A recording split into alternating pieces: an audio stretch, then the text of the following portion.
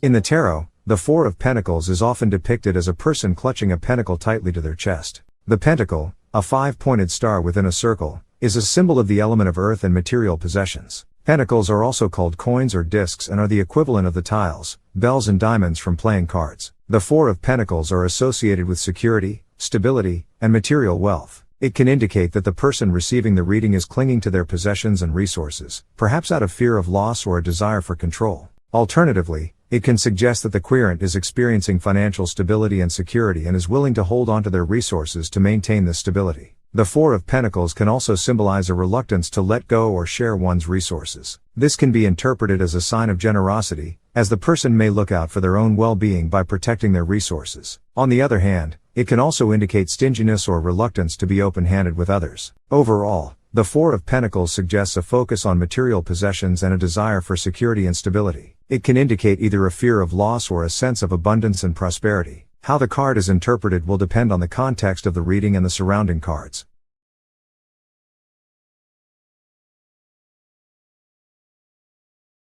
This text was generated with the help of an artificial intelligence program. More and more such free programs, at least for now, offer solutions for generating text and images that want to be creative and coherent. Such a program can scan a database and access the internet to add new information to the database and thus generate the desired material. Personally, though, I wouldn't call it creative because it does nothing but compile existing information without adding original content to it.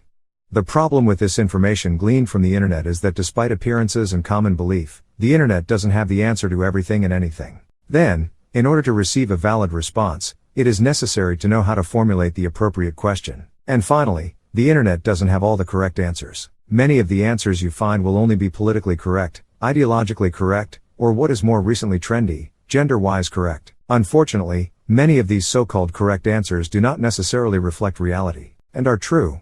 On the other hand, all this technological progress makes things simpler, easier, more accessible and facile. It is an idea that comes up increasingly insistently, according to which learning is a waste of time. With the help of a smartphone and access to the internet, we can find out any information within seconds. The problem is that if we don't know anything, we won't be able to discern correct or at least possible information and something false, unrealistic or even abruptly impossible. And the more we sink into an illusory world built of chimeras, the harder it will be for us to discern and find the way out, coming back from the abyss of confusion and stupidity. Most people still don't understand that behind these seemingly free facilities lie a host of other hidden interests. Nothing is ever free. Whenever we scroll through Google's terms and conditions of the user agreement or any other apps or social platforms, we give up substantial chunks of our privacy and open the door to vital information about our private lives and future abuses. Another severe blow to our learning process was replacing books with so-called documentary movies. Many of these productions are simple propaganda materials containing doubtful, altered, twisted, inaccurate and incomplete information.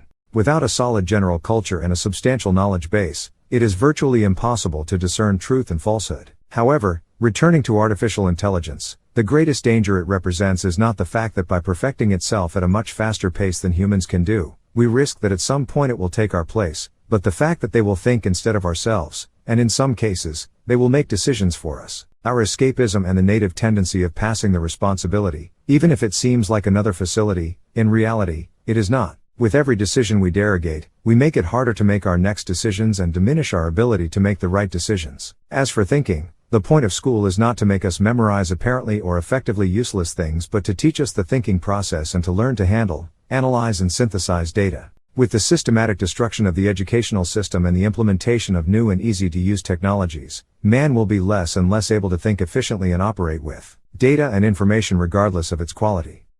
Looking at things from another perspective, it is not artificial intelligence that is our greatest enemy, but ourselves. After all, AI didn't create itself and won't destroy us on its own. Regarding the Four of Discs, find otherwise inaccessible information in my new book, Introducing the Unified Esoteric System and Tarot, available exclusively on Lulu. You can find the link in the description of this video.